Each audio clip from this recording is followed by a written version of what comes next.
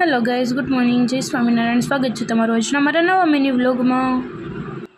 તો માતાશ્રી જો સવારમાં કરવા લાગ્યા છે અડદના પાપડ. તો જો અડદના પાપડ કરવા માટે પહેલાં અડદનો લોટને ટીપવો પડે ત્યારે એ સરખો કૂણવાઈ જાય. એટલે જો મમ્મી સવારમાં ટીપવા લાગ્યા હતા અડદના પાપડનો લોટ સરસ મજાનો ટીપાઈ ગયો. તો પછી મમ્મી આપણે બેસાડી દીધા હતા પાપડ કરવા માટે. તો જો આપણે બેસી ગયા હતા પાપડ કરવા માટે. મસ્તનો લોટ ટીપી નાખ્યો તો મમ્મી, એટલે થઈ ગયો તો મસ્ત કૂણો. તો ધીરે ધીરે કરતાં આપણે એવી જ રીતે બધા જ પાપડ વણી જ નાખ્યા. અને જો આ ગજની માખું એટલી થઈ છે ને તમે તો વાત જ જવા દો. તમને ન હોય તો કેવું મોકલું.